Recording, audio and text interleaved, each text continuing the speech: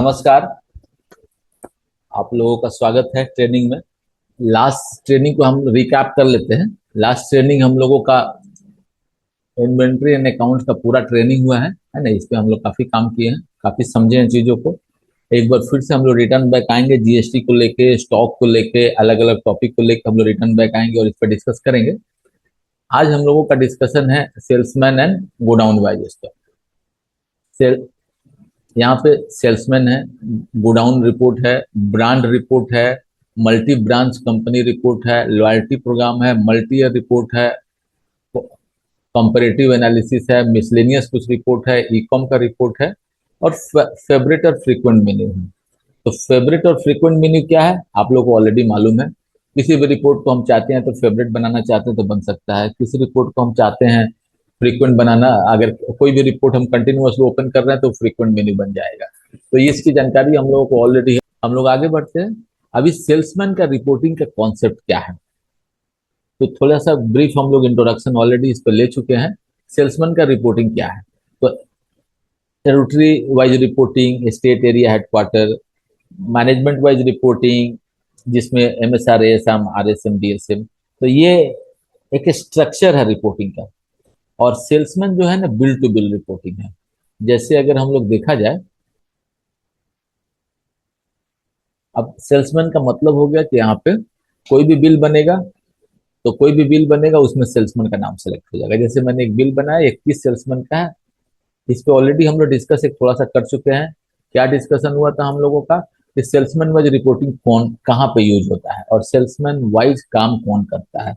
तो stockist level पे और छोटे डिस्ट्रीब्यूटर लेवल पे जो काम होता है वो सेल्समैन काम होता है, सेल्समैन वाइज। जैसे एग्जांपल ले लीजिए कि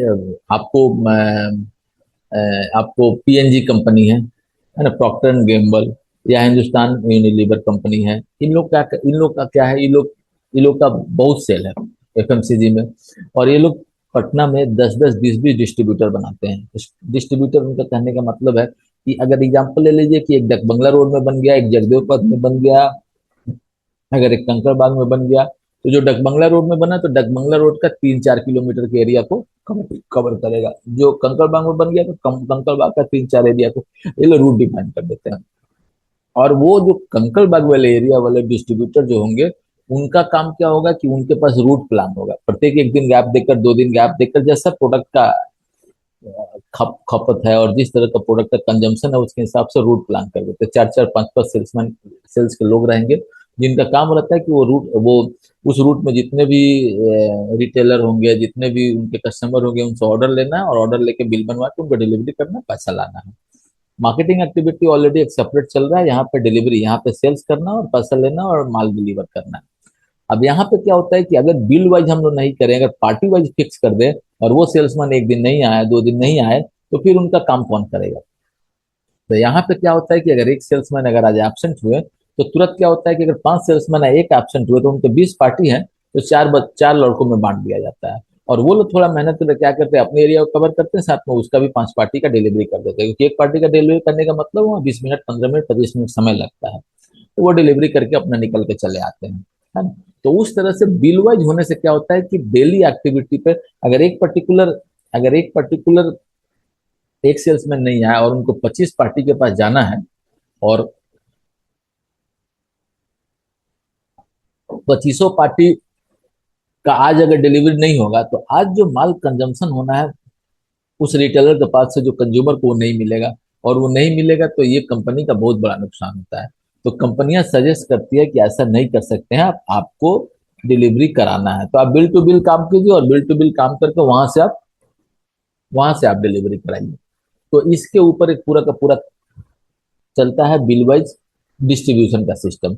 और उसी bill wise distribution salesman wise जो होता है, उसी के ग्राउंड पे ये पूरा का पूरा रिपोर्टिंग सिस्टम आपका चलता है। अब रिपोर्टिंग सिस्टम में क्या है, सबसे पहला number delivery challan wise, product wise load delivery tracker, scheme ledger है, समरी है, सेल्समैन समरी है, बिल वाइज है। अब जैसे मैं किसी एक रिपोर्ट को लेता हूँ डिलीवरी चलान वाइज, मान लीजिए अब मैं डेट दूंगा हमेशा 1/8 से, है ना, आप लोग को समझने के लिए। अब यहाँ सेल्समैन है, मैं इनका एक्सेप्ट कर देता हूँ। अब ये क्या है, डिलीवरी चलान है। डिलीवरी चलान का मतलब क्या हुआ, कैसे मैनेज होता है आप समझिए। अभी ये प्रोडक्ट है और इसको सेल इतना हुआ है ना। अभी ये सेल हुआ है, लेकिन ये सेल मतलब ऑर्डर आ गया है, ऑर्डर आ गया है, लेकिन उनको इशू कितना हुआ है, तो ये इशू का डिटेल यहाँ पे आएगा।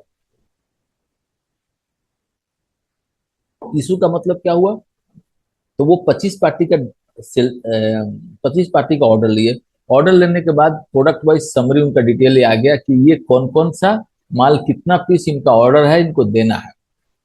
अब उसके बाद इसी सीट को लेने के बाद इशू सीट बनता है।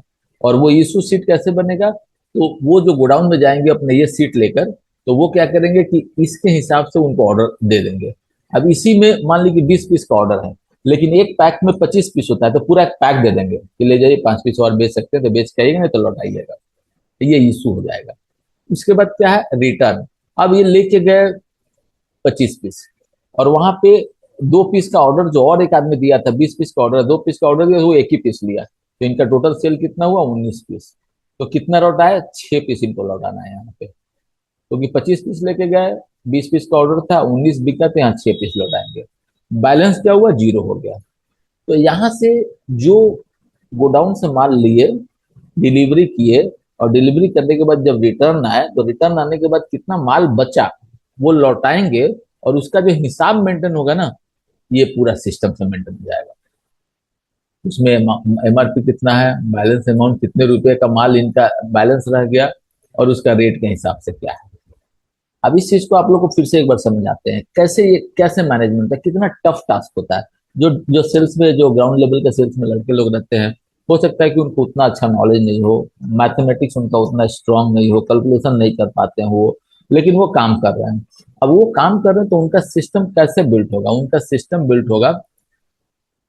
अब उनका कैसे, वो उनका हिसाब किताब होगा, तो उनका हिसाब किताब इस सिस्टम के थ्रू होगा।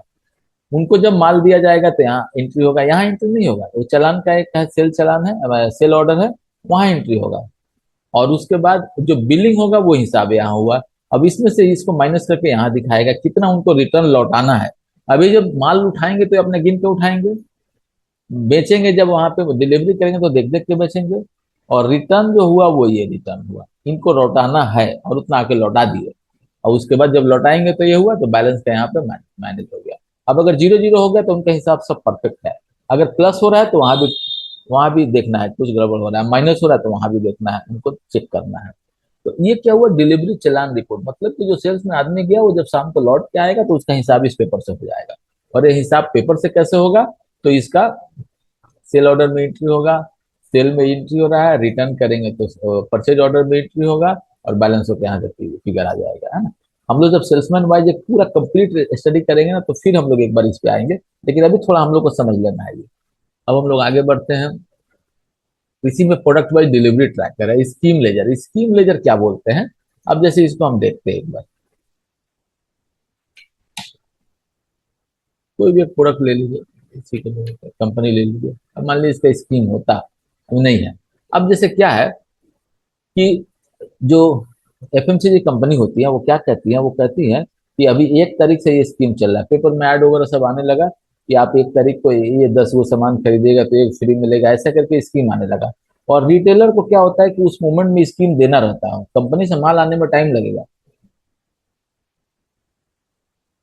कंपनी से माल आने में टाइम लगेगा। क्यों टाइम लगेगा कंपनी से माल आने में, क्योंकि मार्केटिंग स्ट्रैटेजी बना, प्रोडक्ट लॉन्च हो गया, प्रोडक्ट लॉन्च होने के बाद आपको कंपनी से माल आ रहा है, कंपनी से प्रोडक्ट लॉन्च हो गया और मार्केट में उतर उतार दिया गया उस स्ट्रैटेजी को, लेकिन कंपनी से माल आने में टाइम लगेगा। तो जो स्टॉकिस्ट डिस्ट्रीब्यूटर के पास जो माल होता है, वहीं से वो लोग स्कीम देना शुरू कर देते हैं। और ये स्कीम किसके लिए होता है, तो ये स्कीम रिटेलर के लिए होता है, कस्टमर के लिए नहीं होता है। अब रिटेलर के लिए स्कीम क्या होता है कि आप 10 पीस कर देंगे तो 2 फ्री मिल जाएगा, 5% डिस्काउंट मिल जाएगा, कैश दे देंगे तो 1% मिल जाएगा, इस तरह की स्कीम होता है।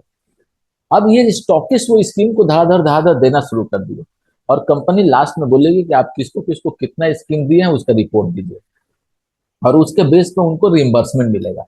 तो ये रिपोर्ट वो है, स्कीम का लेजर है, स्कीम डिस्काउंट जितनी भी तरह की चीजें चली वो पूरा का पूरा यहाँ पे डिटेल इंफॉर्मेशन रहेगा। और वो डिटेल इन्फॉर्मेशन बन गया, इसका प्रिंट आउट करके वो आप अपना साइन मोहर करके लेटर हेड पे और कंपनी को भेज देंगे। तो आप लोग समझ रहे हैं ना, पूरा स्कीम सिस्टम चला, इसका कैलकुलेशन करने की जरूरत नहीं है, सिस्टम के तहत बिल्ट है, लेके जाइए। समरी, आप जैसे एक सेल्समैन सेल्स समरी हम लोग देखते हैं, ये सारे रिपोर्ट सेल्समैन वाइज ही है ना, सारे रिपोर्ट सेल्समैन वाइज है। ये आपको समझना होगा। अभी किसी कंपनी को हम लोग देख लेते हैं, मान लीजिए कि मैं सारे कंपनी को देख लेता हूँ,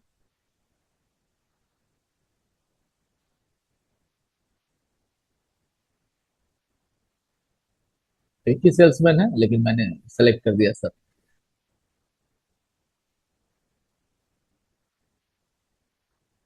अब देखिए, अब यहाँ पे जितना भी प्रोडक्ट है ना, सारा प्रोडक्ट आ गया है ना। अब उसका क्या, राम कुमार ने क्या सेल किया है ये देखो, ठीक है ना, बीच बीच में कुछ कुछ प्रोडक्ट सेल किया हुआ है इन्होंने। ये 46 पे सेल किया हुआ है। अब कौन कौन सा प्रोडक्ट इन्होंने सेल किया, कौन कौन सा प्रोडक्ट नहीं सेल किया, उसका भी हिसाब यहाँ पे आ गया। अब ये चीज सेल्स, ये सेल्स उन सेल्समैन को डील करने के लिए वहां के मैनेजर, वहां के सेल्स ऑफिसर जो होते हैं, उनका काम होता है कैसे इस रिपोर्ट को लेकर डील करेंगे, बात करेंगे, भाई ये प्रोडक्ट क्यों नहीं बिका, ये तो अच्छा बिका, ये बिका, इस तरह से बात करते हैं। तो ये सेल्स समरी हो गया। इसी तरह के बहुत सारे इस पर रिपोर्ट आपको देखने को मिलेगा, सबका अलग अलग मीनिंग है, लेकिन सब चीज डिपेंड किस पे है, सेल्समैन रिपोर्ट है, समरी है, और हेडक्वार्टर वाइज समरी है। समरी है कंपनी एंड हेडक्वार्टर सिलेक्शन पे समरी है, मंथली समरी है, और एग्जीक्यूटिव ग्रुप समरी है, टीएल के लिए है, टीम लीडर के लिए है समरी, है ना। उसी तरह से बिल वाइज, सॉरी, उसी तरह से बिल वाइज रिपोर्ट आपको यहाँ मिल जाएगा। उसी तरह से कलेक्शन का रिपोर्ट मिल जाएगा। कलेक्शन भी सेल्समैन वाइज हो रहा है, क्यों, क्योंकि जब सेल वो करेंगे तो कलेक्शन भी उन्हीं को लाना है। तो यहाँ डिफरेंट डिफरेंट कलेक्शन के रिपोर्ट्स आपको मिल गए। आउटस्टैंडिंग रिपोर्ट मिल गया, bill wise outstanding by sales report. अब इसको हम लोग क्लिक करते हैं, हो सकता है कि हमारे पास आउटस्टैंडिंग नहीं हो इसका, लेकिन फिर भी हम लोग देखते हैं। राम कुमार, हमेशा ध्यान देना है, ये देख रहे हैं ना, ये सारी चीजें इंक्लूडेड है। So party also, journal included, order by party, ये सब अभी देख लीजिए। ये इसमें क्या है, राम कुमार दो हेडक्वार्टर में काम करते हैं, दो बिलिंग का आउटस्टैंडिंग है। ये पूरा डिटेल इन्फॉर्मेशन यहाँ पे आ गया। और ये सारा इन्फॉर्मेशन भी आ गया कि 1 से 30 दिन, 30 से 45 दिन, कितने दिन, कितने दिनों में इनका ये आपको अमाउंट है, कितने दिनों से अमाउंट ड्यूज है। तो ये हो गया आपका outstanding report, collection report, company wise report. अभी कोई कंपनी का रिपोर्ट देख लीजिए, एक एक रिपोर्ट हम लोग देखते चल रहे हैं। अभी देखिए कंपनी वाइज रिपोर्ट है। अब कौन है, राम कुमार ने इस कंपनी का ये प्रोडक्ट बेचा, इस कंपनी का ये प्रोडक्ट बेचा, और इस कंपनी का ये प्रोडक्ट नहीं, और उसका डिटेल यहाँ पे सामने आएगा, है ना। उसमें क्रेडिट नोट में माल लॉट का कितना है, टोटल नेट सेल कितना है, और पूरा डिटेल आपको यहाँ पे आएगा। इसी तरह से जितने भी ये रिपोर्ट है, सब रिपोर्ट सेल्समैन से एसोसिएटेड रिपोर्ट है। मतलब जितने भी रिपोर्ट है सब सेल्समैन सेंट्रिक रिपोर्ट है, रिपोर्ट है यहाँ पे। सेल्समैन वाइज यहाँ देख लीजिए, सेल्समैन वाइज लेजर है, सेल्समैन वाइज एनालिसिस रिपोर्ट है, प्रोडक्ट वाइज रिपोर्ट है ना, डेली रिपोर्ट है। ये सब रिपोर्ट सेल्समैन वाइज ही है, और उनका कमीशन का सिस्टम है। एनालिसिस रिपोर्ट है, अलग अलग तरह के एनालिसिस रिपोर्ट है। बिलिंग ट्रेंड का रिपोर्ट है। जैसे अभी एक रिपोर्ट को हम लोग देख लेते हैं, चलिए इसी को देखते हैं।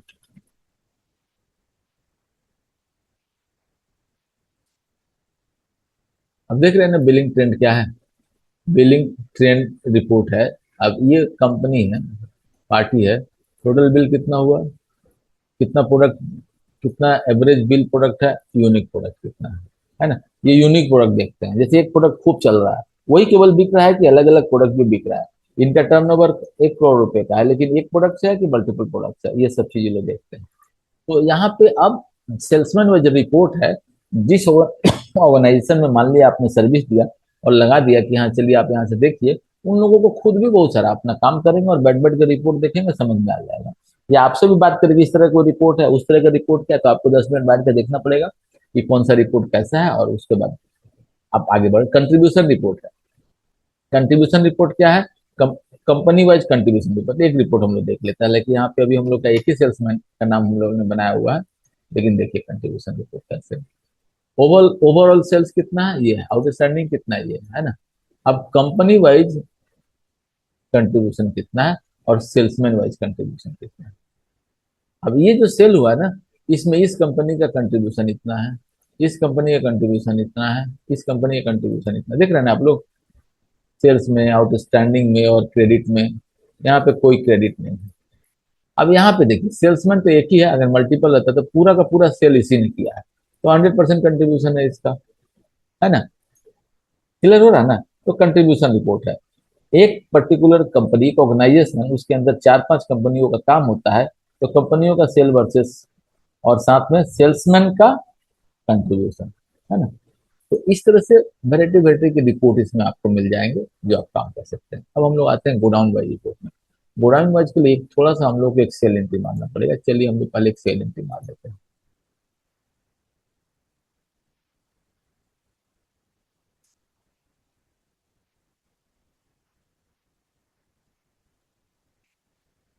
तो पहले हम लोग काम कर रहे थे ना, तो यहाँ पे ध्यान दीजिएगा आप लोग, यहाँ पे गोडाउन का नाम नहीं था, आज मैंने इसको क्रिएट किया है क्योंकि आप लोगों को दिखाना है।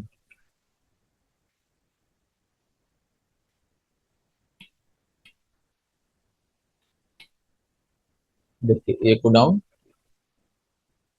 एक सेकंड,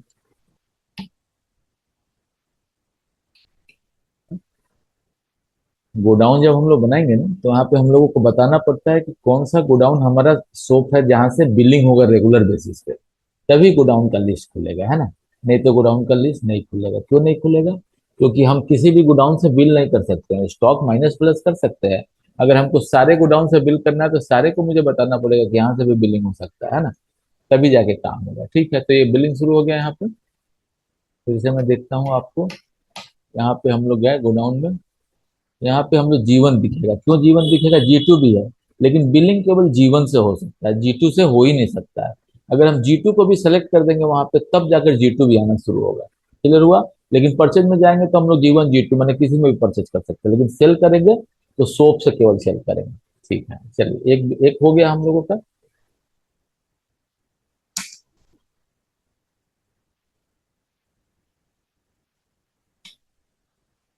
अब हम लोग रिपोर्टिंग पे आ जाते हैं।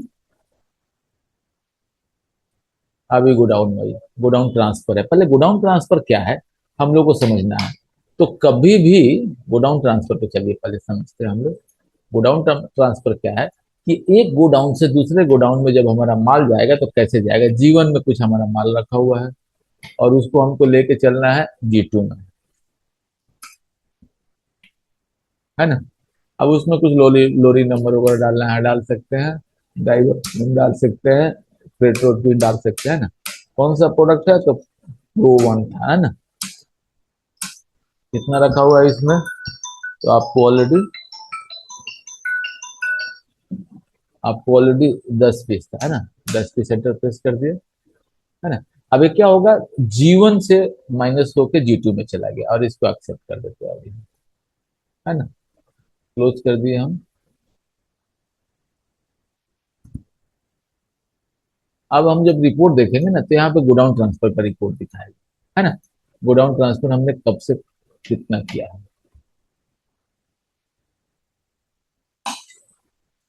यहाँ दिखाने लगा, है ना। क्योंकि गोडाउन ट्रांसफर का डिटेल हो गया।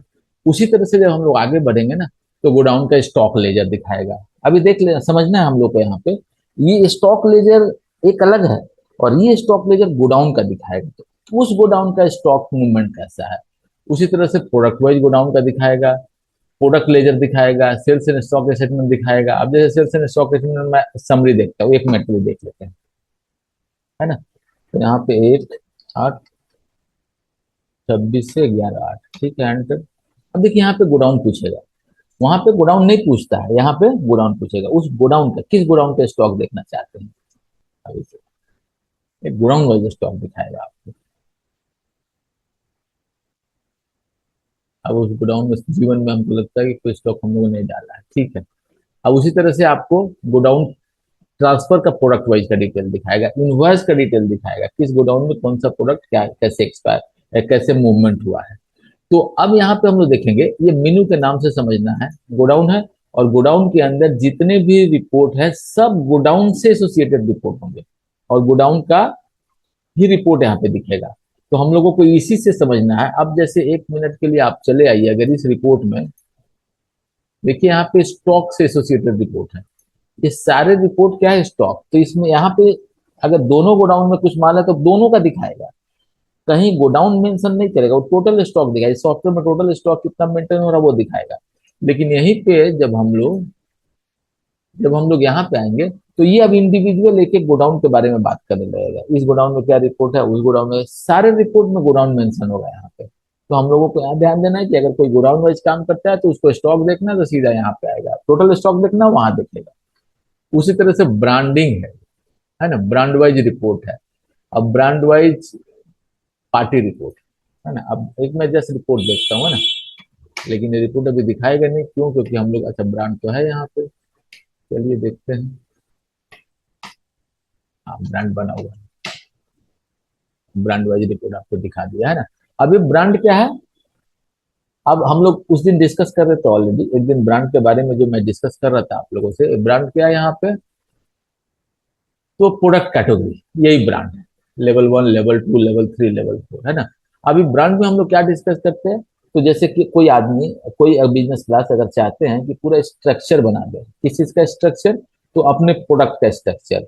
जैसे एग्जांपल ले लीजिए, हिंदुस्तान लीवर है, चाहे पीएनजी है, तो वो अपने यहाँ हिंदुस्तान लीवर का भी काम करते हैं, पीएनजी का भी काम करते हैं। अब वो चाहते हैं कि मैं पीएनजी का रिपोर्ट देखूं तो पीएनजी का, या हिंदुस्तान लीवर का देखूं तो हिंदुस्तान लीवर का ब्रांड वाइज देखूं। तो हिंदुस्तान लीवर में क्या है भाई, तो हिंदुस्तान लीवर में साबुन भी बनता है, हिंदुस्तान लीवर में चॉकलेट भी बनता है ना, हिंदुस्तान लीवर में और भी चीजें बनती है। तो वो अब क्या है कि चॉकलेट सेगमेंट अलग हो गया, हॉर्लिक्स सेगमेंट अलग हो गया, है ना। अब चॉकलेट के अंदर जाएंगे तो फिर उसके अंदर दो ब्रांड, ऐसे करके टोटल 4 लेवल की रिपोर्टिंग होती है। पहला लेवल, दूसरा लेवल, तीसरा लेवल, चौथा लेवल। चौथा लेवल प्रोडक्ट में जाके कनेक्ट होता है, जो हम ऑलरेडी आप लोगों को दिखाए हैं कि कैसे कनेक्ट होगा। कोई बड़ा इशू नहीं है, जस्ट सेलेक्ट कर देना रहता है। अब वहीं से ये रिपोर्टिंग स्टार्ट हो गया। अब बिल कॉपी देखना है, सेल्समैन वाइज, पार्टी वाइज देखना है, इसको एक बार देखते हैं हम लोग।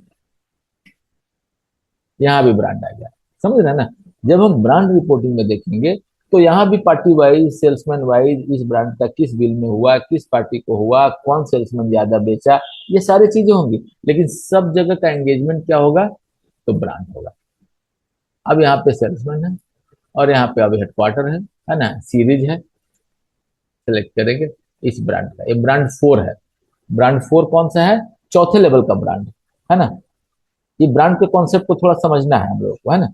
चौथे लेवल का ब्रांड, चौथे लेवल का ब्रांड मतलब, अगर हम लोग ऐसे एग्जांपल ले लीजिए, अपनी कंपनी को एग्जांपल ले लेते हैं। तो अपनी एक कंपनी है, इसके क्या ब्रांड है भाई, तो इसके दो चीज है। सर्विस, सर्विस है। पहला ब्रांड क्या है, तो सॉफ्टवेयर। ब्रांड लेवल 1 पे क्या हम लोग दिखा सकते हैं, तो ब्रांड लेवल 1 पे हम लोग दिखा सकते हैं डायनोड। ब्रांड लेवल 2 पे क्या दिखाएंगे, तो दो पार्ट है भाई इसका, एक सॉफ्टवेयर, ये प्रोडक्ट है, और एक सर्विसेज है। अब प्रोडक्ट में, प्रोडक्ट और सर्विसेज हो गया। लेवल 3 पे जाएंगे तो क्या दिखाएंगे हम लोग, तो प्रोडक्ट के अंदर कौन कौन सा प्रोडक्ट है, तो मान लीजिए प्रोडक्ट के अंदर पीएमएस है, एग्जाम्पल ले लीजिए, सीआरएम है, और भी बहुत सारे प्रोडक्ट है। सर्विसेज के अंदर क्या है, लेवल 3 में ही दूसरा बनेगा सर्विसेज। सर्विसेज के अंदर डिजिटल मार्केटिंग है, वेबसाइट डेवलपमेंट है, कस्टम सॉफ्टवेयर डेवलपमेंट है। अब लेवल 4 पे आएंगे तो क्या होगा, तो लेवल 4 पे आएंगे तो फिर अब डिस्कशन होगा कि पीएमएस के अंदर क्या है। तो पीएमएस के अंदर हम लोग देखेंगे कि आपको इसमें 4 तरह का है। मैंने ऐसे तो हम लोग डिफाइन नहीं किया, लेकिन एग्जांपल दे रहा हूँ, 4 तरह से काम हो सकता है। स्टॉकिश लेवल का अलग काम हो सकता है, एफएमसीजी का। इस तरह से करके आप डिफाइन करते हुए आगे बढ़ सकते हैं। और कल के दिन में आप सेगमेंट करना चाहते हैं कि स्टॉकिश लेवल के कितने यूज करते हैं, ये लेवल के कितने यूज करते हैं, वो सब चीजें आपको यहाँ पे मिलनी शुरू हो जाएंगी। तो यहाँ हम लोगों को क्लियर समझना है कि ये ब्रांड वाइज अगर कोई आदमी बात करते हैं, कोई बिजनेस क्लास बात करते हैं कि ब्रांड वाइज हमको रिपोर्टिंग चाहिए, तो ये सारे रिपोर्टिंग ब्रांड वाइज है। ब्रांड वाइज का स्ट्रक्चर कैसे बनेगा, तो स्ट्रक्चर बन जाएगा हमको, आपको प्रोडक्ट से, और उसके बाद अब यहाँ बैठ के हम अपना रिपोर्ट देख सकते हैं। उसी तरह से multi branch company, multi branch किसको कहते हैं वो पहले हम लोग समझा जाए। यहाँ पे तो मल्टी ब्रांच नहीं है, लेकिन जस्ट हम लोग समझ लेते हैं। अब ये देखिए, स्विच टू अदर कंपनी अपने सॉफ्टवेयर में। अब ये आप लोगों को अभी विजिबल नहीं है ना, विजिबल नहीं है क्योंकि मैं अभी शेयर नहीं किया, एक बार शेयर कर देता हूँ, चलो आप लोग देखिए। अब देखिए यहाँ पे, ये क्या है ना, यहाँ पे मैं डाउनलोड सॉफ्टवेयर 2627 है। हो सकता है कि यहाँ पे चार चार पांच पांच कंपनियों का काम हो रहा है, वो चार पांच कंपनी बना के रखे, दो कंपनी बना के रखे हैं। हो सकता है कि 26-27 का काम हो रहा है, इसके पहले 25-26 का काम हुआ होगा, इसके पहले 24-25 का काम हुआ होगा, ऐसा सिचुएशन आ सकता है। तो अब इस सिचुएशन के लिए हम क्या करेंगे, अब ब्रांच वाइज, तो यहाँ 3 ब्रांच है, अब तीनों ब्रांच का मुझे रिपोर्ट एक साथ देखना है ना। ऐसा सिचुएशन आ सकता है कि कोई आदमी मान लीजिए 3 बड़े बड़े कंपनियों का काम करता है, पीएनजी का काम कर रहा है, हिंदुस्तान लीवर का काम कर रहा है, और एक कोई कंपनी मान लीजिए कि रैनबैक्सी का काम, 3 कंपनी हो गई। अब तीनों कंपनी का मर्ज करके वो एक बार रिपोर्ट देखना चाहता है। तो जब मर्ज करके वो रिपोर्ट देखेगा, मर्ज करके रिपोर्ट देखेगा, तो उसको कहाँ जाना है, सेल्स में, और यहाँ पे मल्टीपल। अब जैसे एक चीज में ये देखना, हेडक्वार्टर ब्रांच बिल समरी। चलिए हम लोग एक रिपोर्ट देखते हैं ना। हालांकि ये दिखेगा नहीं, क्यों, क्योंकि इसमें हम लोगों का ब्रांच नहीं है। अब देखिए यहाँ पे ब्रांच नहीं, ठीक है, चलिए कंपनी सेलेक्ट करें। अभी डिटेल आ गया, एक ही कंपनी का आ गया है ना, जिस कंपनी का काम कर रहे हैं। अगर मल्टीपल कंपनी होता तो देखिए डायनोड कंपनी है ना, अभी हम लोग किसका काम कर रहे हैं, यहाँ देखिए आप लोग डायनोड कंपनी, इस डायनोड कंपनी का आ गया। लेकिन अगर इसी ड्यूरेशन में अगर हम लोग देखते दूसरी तीसरी ब्रांच होती तो उसका भी डाटा यहाँ पे हम लोग को दिखाना शुरू होता। हम लोग मल्टी ब्रांच वाले में जब डिस्कस करेंगे ना डिटेल में, तो उसमें हम लोग ये मल्टी ब्रांच क्रिएट करके उस पर स्टडी करेंगे हम लोग। तो यहाँ पे आपको जितनी भी रिपोर्ट है ना, सब ब्रांच मल्टी ब्रांच वाइज है। अब इसमें आप सोचेंगे कि इसका क्या बेनिफिट है सर, इसका तो इसका बेनिफिट है, कोई कोई ऑर्गेनाइजेशन 4 कंपनी का काम कर रहे हैं, चारों को अलग अलग ब्रांच बना के काम करते हैं, सबका सेपरेट सेपरेट डाटा रखते हैं। लेकिन जब उनको अपना प्रॉफिटेबिलिटी देखना होगा, अपना रिपोर्ट देखना होगा, अपना सेल रजिस्टर देखना होगा, अपना हेड वाइज लेजर देखना होगा ना, तो ये कैसे देखेंगे। तो वो अब हेड वाइज कैश बुक देखना है उनको, सारे ब्रांच में कैश बुक मिला के एक ही जगह कैश रखा हुआ है, तो सारे का निकालेंगे, यहाँ पे हेड वाइज लेजर देखेंगे, जिसमें आपको कैश बुक देखेंगे, बैंक जो देखना देखेंगे उससे आएगा। क्योंकि बैंक का लेजर आ रहा है तो एक ही बैंक क्रिएटेड है। मान लीजिए राम इंटरप्राइज है तो राम ही इंटरप्राइज में सारा काम हो रहा है, लेकिन अलग अलग 4 हेड बना के और वो काम कर रहा है उसमें। तो वैसा कंडीशन में ये रिपोर्ट जरूरत पड़ेगा, जो एकदम इसेंशियल रिपोर्ट है वही रिपोर्ट यहाँ पे बना हुआ, और उस रिपोर्ट को देख सकते हैं। इसके अलावा लॉयल्टी प्रोग्राम है। लॉयल्टी प्रोग्राम का कॉन्सेप्ट क्या है, हम लोग को थोड़ा सा समझना है।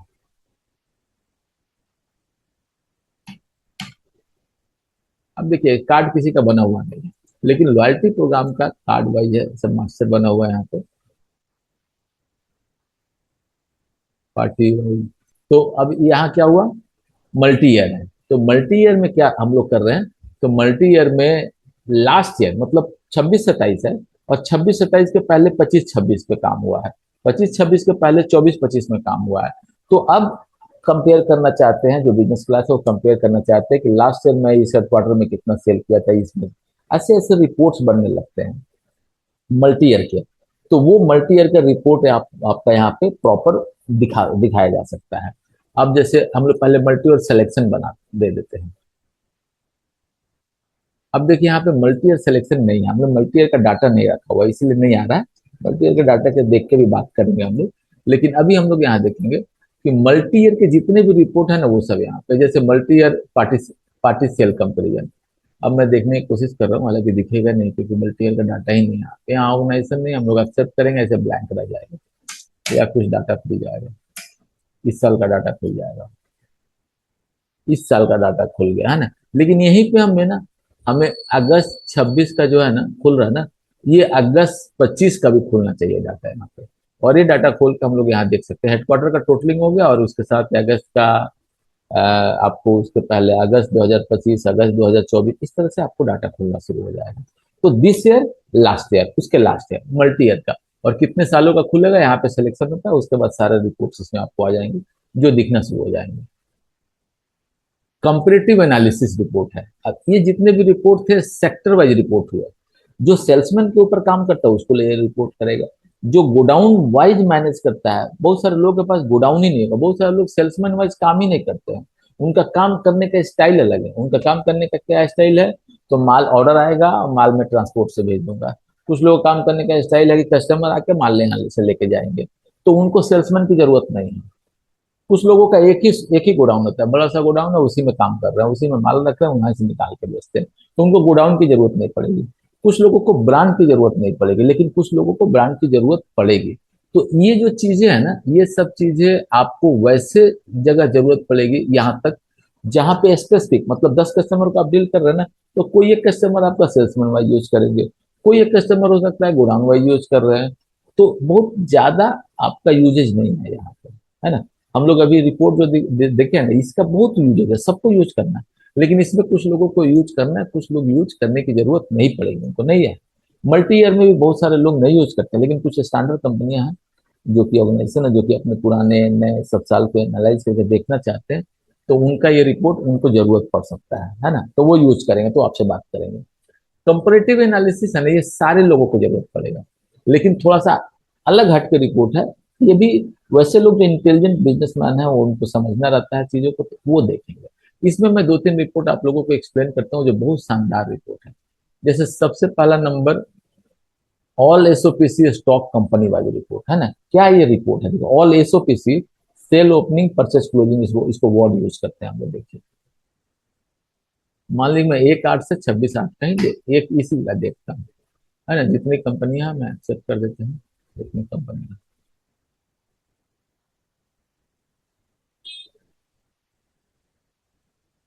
4 कंपनियां। अब देखिए क्या फिगर दे रहा है। अगस्त महीने में टोटल ओपनिंग स्टॉक इतना था, टोटल परचेज इतना हुआ, टोटल सेल इतना हुआ, किसका? तो डायनोड कंपनी का। मतलब ये एक डायनोड कंपनी डमी हम लोगों ने बना के रखा हो, तो उसका ये डाटा है। क्लोजिंग स्टॉक कितना हुआ, टोटल कलेक्शन कितना हुआ, टोटल पेमेंट कितना हुआ, ये किसका डाटा है? तो ये एक ऑर्गेनाइजेशन का डाटा है, ये टोटल। अब यहाँ देखिए, अब ये 5 कंपनी है जिसका काम हुआ है। अब इस 5 कंपनी का ओपनिंग क्वांटिटी कितना है, और उसका अमाउंट कितना है, और ये जो टोटल है ना, उसमें उसका परसेंटेज कितना है, ये इसमें उसका परसेंटेज कितना है ना। जैसे एग्जांपल ले लीजिए कि हम मान लीजिए कि मैं 4 भाई हूँ, है ना। चारों भाई का मिला के इनकम जो है ना, मान लीजिए 1 लाख रुपए है, ठीक है। अब 1 लाख रुपए है, और मेरा सैलरी जो है ना, मान लीजिए 10,000 रुपये, एग्जाम्पल ले लीजिए। तो उस 1 लाख रुपए में मेरा कंट्रीब्यूशन कितना हुआ? तो 10%। किसी भाई का सैलरी 40,000 रुपया है, तो उस 1 लाख रुपए में उसका कंट्रीब्यूशन कितना हुआ? 40% हुआ। किसी का 20% है, ऐसे करके किसी का 30% है, तो उसका कंट्रीब्यूशन कितना है उस टोटल सैलरी में? वो total salary versus individual contribution same चीज है। ये जो ऑर्गेनाइजेशन हम लोग डील कर रहे हैं, उस ऑर्गेनाइजेशन का टोटल इंफॉर्मेशन, ओपनिंग कितना है, परचेज कितना, सेल कितना हुआ, क्लोजिंग कितना है, कलेक्शन कितना है, टोटल पेमेंट कितना हुआ, टोटल हो गया। और इस टोटल का कंपनी वाइज कंट्रीब्यूशन, और ये किसका कंट्रीब्यूशन है? तो ओपनिंग स्टॉक का है। उसी तरह से परचेज का कंट्रीब्यूशन, उसी तरह से सेल का कंट्रीब्यूशन, उसी तरह से सारे इंफॉर्मेशन है। क्लोजिंग का कंट्रीब्यूशन है ना। कलेक्शन का कंट्रीब्यूशन है, पेमेंट कितना है ना। इस तरह से आउटस्टैंडिंग कितना है, ये सारा कंट्रीब्यूशन आपको यहाँ दिखा रहा है। क्लियर हो रहा है आप लोगों को? ये ऑल एसओपीसी है। अब कोई आदमी 15 कंपनी का स्टॉकिस्टशिप पे काम कर रहा है, और वो 15 कंपनी का स्टॉकिस्टशिप पे काम कर रहा है, जब भी मंथ के लास्ट में अगर इस रिपोर्ट को देखेगा ना, तो उसको समझ में आएगा कि हाँ, मैं कहाँ जा रहा हूँ, किस कंपनी का स्टॉक ज्यादा रखता हूँ और उसका सेल कम होता है, किस कंपनी का स्टॉक कम रखता हूँ और सेल्स ज्यादा होता है। तो जिस कंपनी का स्टॉक ज्यादा रखता हूँ और सेल कम होता है, उसका स्टॉक कम रखूंगा। और सेल जिसका सेल ज्यादा है और स्टॉक कम है, उसका स्टॉक भी बढ़ाऊंगा, कि हो सकता है उसका सेल मेरे यहाँ बढ़े। क्योंकि स्टॉक रखने का मतलब क्या है? पैसा इन्वेस्टमेंट। अगर मैं 10 लाख का स्टॉक रखता हूँ, तो 10 लाख रुपया मेरा इन्वेस्टेड है ऑलरेडी उसमें, है ना। तो वो सब डिसीजन यहाँ से लोग ले सकते हैं और इसके ऊपर काम करते हैं। तो इस तरह की रिपोर्ट है ये, इन्वेस्टमेंट एनालिसिस रिपोर्ट है ये, इसी तरह इसी से एसोसिएटेड है। उसके अलावा कंपनी वाइज एसओपीसी है। अब ये था टोटल एसओपीसी वर्सेस कंपनी, और ये था कंपनी वाइज एसओपीसी। थोड़ा इसको समझिए आप लोग, नेचर को समझना है, बिजनेस के नेचर को। हम लोग किसी एक कंपनी को पकड़ लेते हैं, जैसे मान लीजिए कि एवॉर्ड को पकड़ लेते हैं, अच्छा, एक को पकड़ लेते हैं। अब देखेंगे इसका डाटा है कि नहीं हम लोग।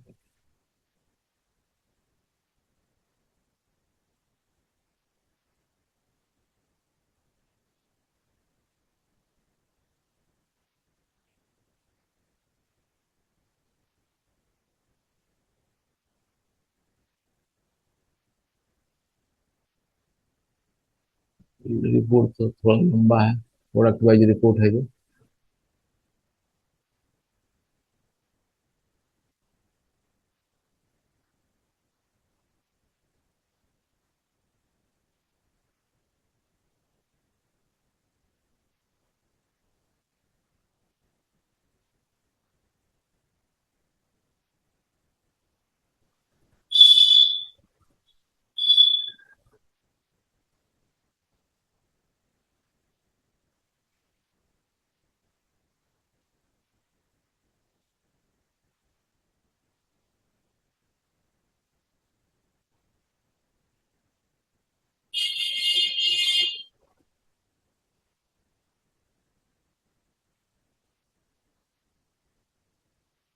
थोड़ा रिपोर्ट लंबा है और प्रोडक्ट वाइज एनालिसिस होता है ना।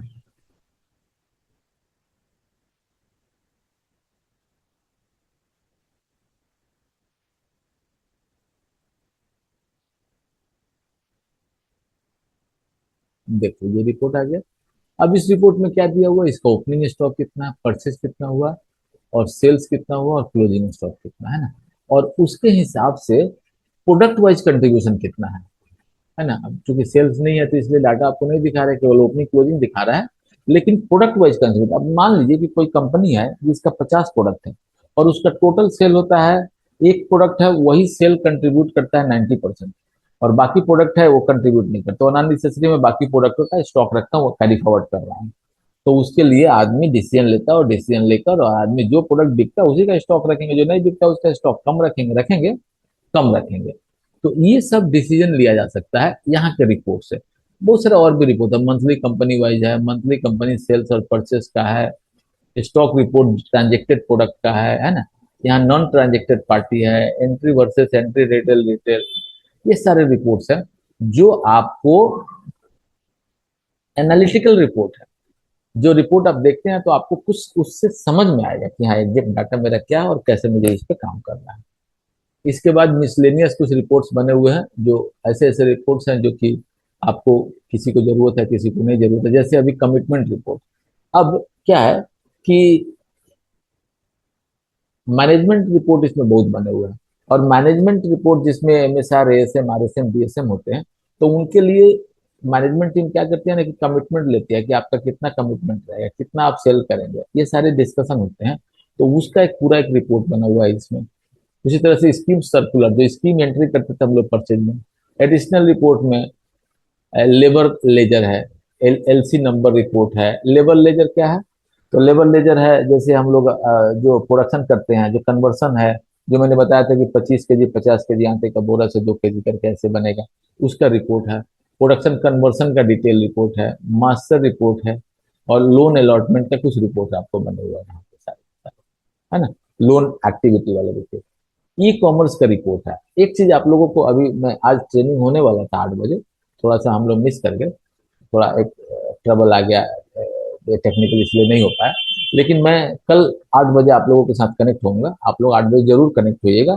हम लोगों का इसी सिस्टम पे ये पीएमएस के साथ ही कनेक्टेड ई कॉमर्स बिल्ड किया हुआ है, और उस ई कॉमर्स में बहुत सारी चीजें की हुई है, जो कि आज के ई कॉमर्स में और आज का जो ऑटोमेशन का जो पार्ट है ना, उसमें लोग कनेक्ट होना चाहते हैं। तो वो उसमें व्हीकल इंपोर्ट कन्वर्ट और ये सब रिपोर्ट आपको उसमें अप्लाई होता है। इसके अलावा फेवरेट और फ्रिक्वेंट मेन्यू है ना, जो ऑलरेडी आप लोग जान रहे हैं। अब इसका यूटिलिटी इस पूरे सिस्टम के अंदर इसका जो यूटिलिटी है, कंपेरेटिव एनालिसिस का एक शानदार यूटिलिटी है। और उसके बाद ये सब रिपोर्ट जो है कहीं कहीं पे यूज होंगे। ये एफएमसीजी में चलेगा ज्यादा, ये बड़े ऑर्गेनाइजेशन जहाँ पे गोडाउन मल्टीपल है, ये ब्रांड का रिपोर्ट चाहिए होगा। इस तरह से करके ये आपको रिपोर्ट समझना है ना।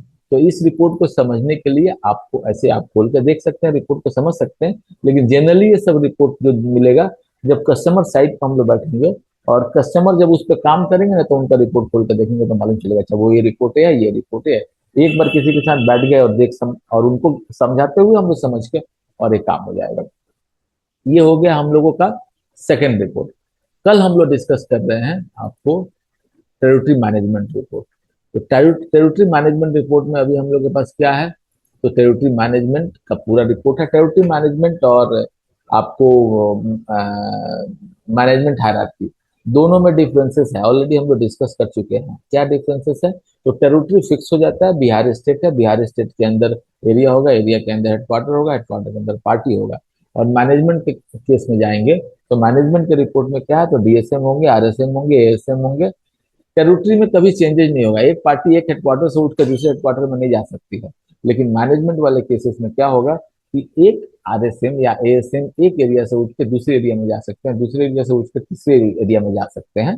तो यहाँ पे पॉइंट आपको क्या बनता है कि मैनेजमेंट का नेचर चेंज हो सकते हैं, लेकिन टेरिटरी का नेचर चेंज नहीं होगा। तो उसके हिसाब से पूरा रिपोर्टिंग सिस्टम किया हुआ है। कल हम लोग इस पे बात करेंगे और इसको समझेंगे कि कौन लोग इसको यूज करते हैं और यूज करने से कैसे वो यूज करते हो, क्या उनको फायदा होगा। थैंक यू, आप लोग कनेक्ट हुए अभी इतना देर पेशेंसली रहे। कल हम लोग फिर मिलते हैं। कल हम लोग का दो सेशन रहेगा, एक 8 बजे से सेशन रहेगा जो ई कॉमर्स का सेशन होगा, और फिर 9 बजे से हम लोग का जो रेगुलर ट्रेनिंग होगा वो सेशन रहेगा। Thank you.